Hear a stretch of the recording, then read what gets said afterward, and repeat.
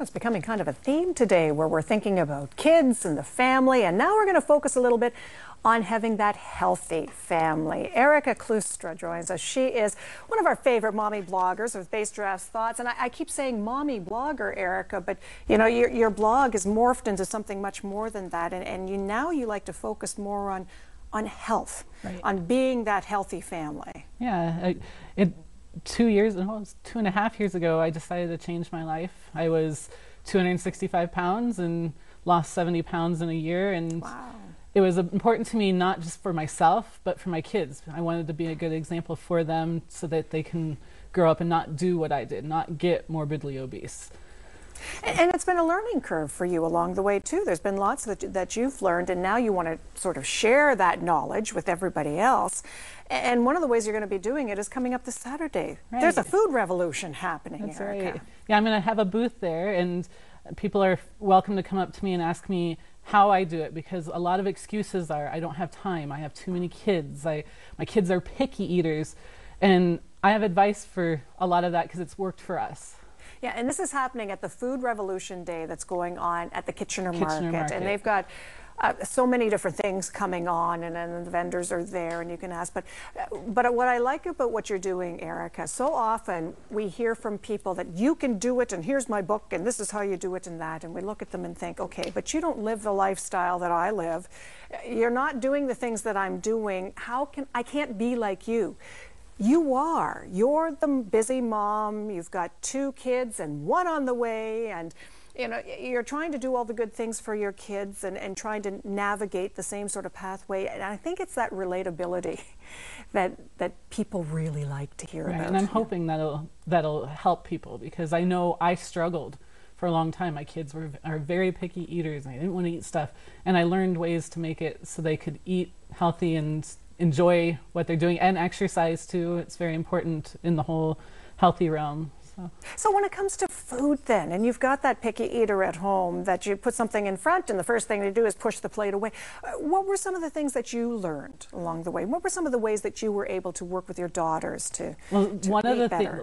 I did 2 things. Is, you know, don't push like asparagus all over and over and over again.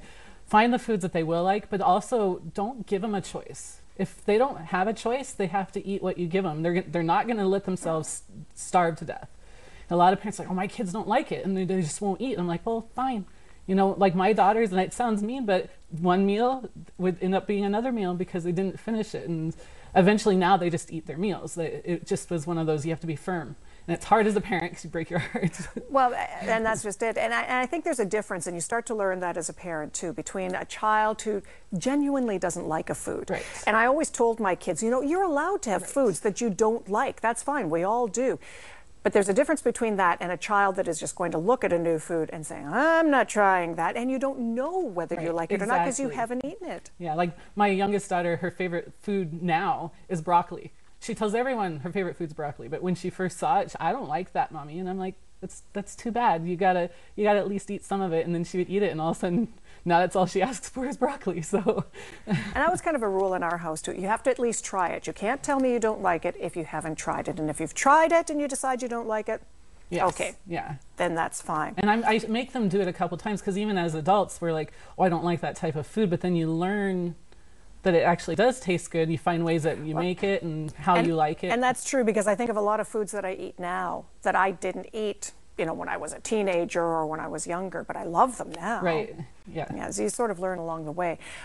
Another component that you bring into this is exercise. And I sometimes think, okay, that's where we do the role reversal and the kids can teach us.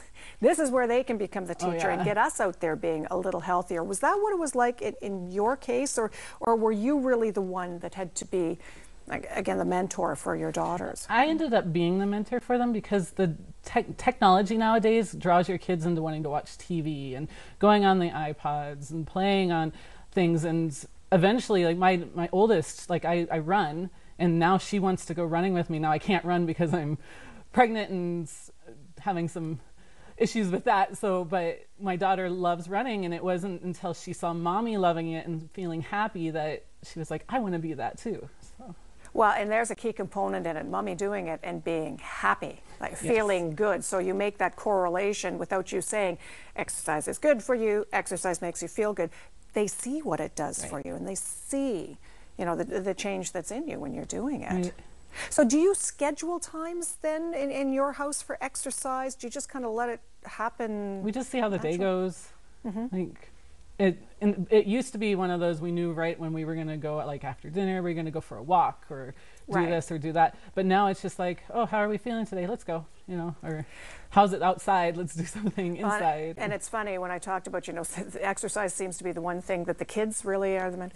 One of the best things I did, the girls and I just got gym memberships. Well, it's kind of like having that little dog jumping up and down beside you all the time. Are we going, Mom? Are we going to the gym? Are we going today? And even if I come home and I say, oh, all I want to do is put my feet up. If they want to go, I think, no, we're going to go. And then I realize how much better I feel once I've been there, you know, and you've done the exercise, you come home, you feel good. Yeah, exactly. Well, you're going to be part of the Food Revolution Day. It's happening at the Kitchener Market this Saturday, and there's so many things going on with it. A food link is there. They're launching their Buy Local, Buy Fresh map that's coming out. There's dancing that's going to be going on, entertainment for the kids, and you'll have a booth there too for people to come up and have a chance to meet you. Yep, and the first 100 people will get a water bottle. I'm giving away water bottles. These little water bottles? I'm going to pick one up because I think these are just the cutest little thing. That's the perfect size for kids when they're out and about for the summer. And that's something we don't think about is staying hydrated. Absolutely. And we know how important it is for all of us and for your kids. And if you want some more great advice on how to make your family a healthy family, just like Erica's doing, bassgiraffe is where you're going to go. You can go online or meet Erica on Saturday at Food Revolution. All right. Thanks for joining us. Thank you. Okay. More Daytime in a moment. Stay with us.